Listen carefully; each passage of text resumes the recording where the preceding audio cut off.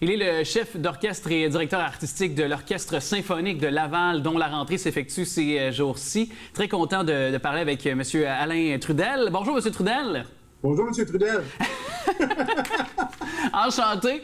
Aucun lien de parenté, il faut le spécifier, mais j'en serais honoré, je tiens à le dire quand même. Oui. Deux affaires qu'on va régler en partant. Premièrement, vous avez une belle chevelure. Est-ce que c'est toujours avec un chef d'orchestre? Il me semble qu'il faut que la chevelure elle bouge. Non. C'est pas volontaire. Et puis c'est pas voulu, hein. J'essaie de les placer. Je pense qu'ils devraient avoir leur propre adresse sur la rue, là, ces cheveux-là. Okay. Ils coopèrent pas beaucoup.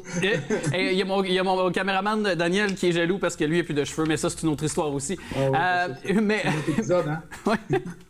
Hey, je veux vous poser cette question-là qui peut paraître un peu banale en partant, mais comment on assure la distanciation sur la scène? Parce qu'on s'entend qu'un orchestre symphonique, c'est beaucoup de musiciens qui d'habitude sont à côté l'un de l'autre. Et on le sait, les cuivres d'un côté, par exemple, l'arrangement, les cordes, violon d'un côté. Et évidemment, ça a toute son importance quand on va faire un morceau de musique classique. Donc, comment on s'assure d'avoir la même qualité puis de respecter les normes sanitaires? Bien, c'est sûr qu'on suit la santé publique. Donc, si on dit 2 mètres de distance, bien, c'est 2 mètres de distance. 1 mètre, c'est 1 mètre. Pour nous, c'est sûr que c'était tout un apprentissage, pas juste pour nous, mais pour tous les orchestres, d'apprendre à jouer, par exemple, au violoniste à 2 mètres de distance quand ils ne jouent même pas 1 mètre normalement. Ils vivent sur le même lutrin, mais donc, il y avait chacun leur lutrin. Mais je veux dire, les musiciens, je veux dire, ils ont de l'oreille, oui. Ça paraît drôle à dire parce que c'est assez évident, là. Mais ouais, il a fallu trouver d'autres repères, puis trouver ça. Maintenant, on est habitué, parce que ça fait 1 an et demi, mais quand même, ça prend un certain temps. Oui, bien, puis pour le spectateur, ça n'a pas d'incidence sur son expérience en salle, puis non plus sur les morceaux qui va... ou l'espèce de... Parce que c'est une expérience, hein, la musique classique, on va se le dire. Absolument. Aussi. Donc, ça n'aura pas aucune incidence sur le résultat ou peut-être... son goût de la musique classique et de pouvoir peut-être profiter de sa soirée. Bien, écoutez, moi, ce que je vous dirais, c'est qu'il n'y a aucune différence, naturellement. Il n'y a aucun danger, là, au point de vue de la santé non plus, parce que tout le monde est en distanciation. Puis nous, on prend la température à chaque fois, tout ça. Donc, ça, c'est bien. Mais effectivement, le concert, nous, on a joué comme plusieurs autres groupes où on faisait des vidéos. En fait, on en a fait beaucoup. On a même fait des films symphoniques que les gens peuvent voir en extrait encore, là. D'ailleurs, on a toute une série de petits profils de la Ville de Laval avec l'Orchestre de Laval ensemble qui ont commencé à sortir sur le site de la Ville de Laval, puis sur notre site aussi à l'OSL. Mais ça, c'est bien. Ça fait qu'il y a un certain partage. Mais ce qui est vraiment un concert, moi, ce que j'appelle le concert où ça se passe, c'est pas sur scène, c'est l'endroit qui est entre la scène puis la salle où les gens sont assis, où ils participent. Parce qu'eux, ils participent, hein, même si quelqu'un est assis comme qui fait juste prendre la musique et qui la reçoit, c'est une participation. Oui. Parce que nous, on sent son énergie. Oui. Fait que notre énergie, leur énergie ensemble, il y a un genre d'osmose qui se crée entre nous, puis c'est ça le concert. Fait que c'est sûr que de faire des enregistrements, c'est très, très bien.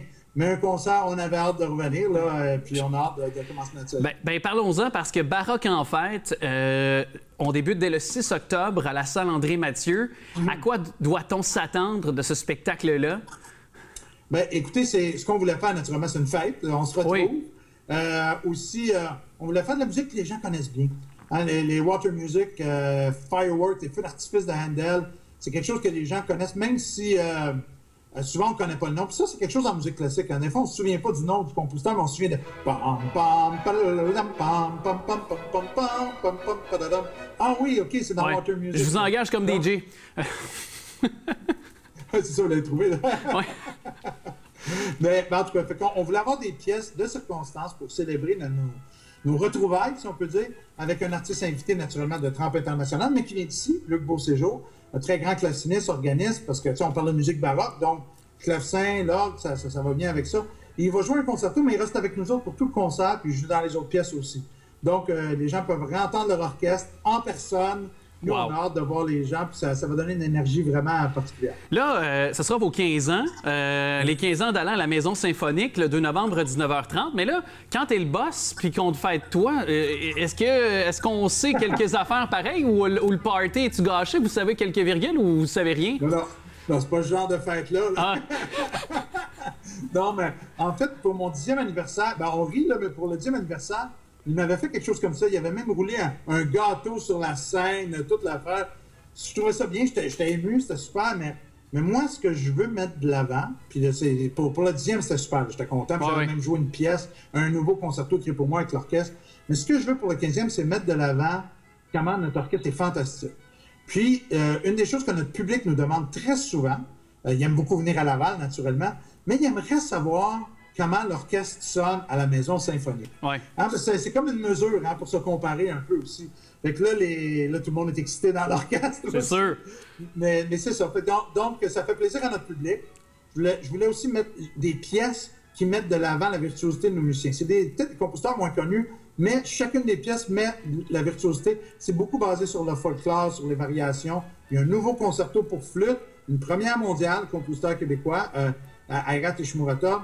Et c'est joué par le flûte solo de l'Orchestre Philharmonique de New York, qui est un Québécois, Robert Langevin, et qui revient pour la première fois jouer un concerto dans la région montréalaise et de Laval. Il nous reste moins d'une minute. Je vais quand même me permettre de mentionner J'aime l'hiver le 15 décembre prochain à la salle André-Mathieu. Oui, hein? Oui, mais peut-être moins en février. Est-ce qu'en février, soyez très honnête, vous aimez encore l'hiver fin mars? Moi, oui. J'adore l'hiver. J'ai jamais froid. Okay. Mon système est fait comme ça, jamais froid. On s'entend, moins 30 avec l'humidité, c'est différent, là. Mais je suis très confortable quand il fait froid, donc je suis toujours de bonne humeur.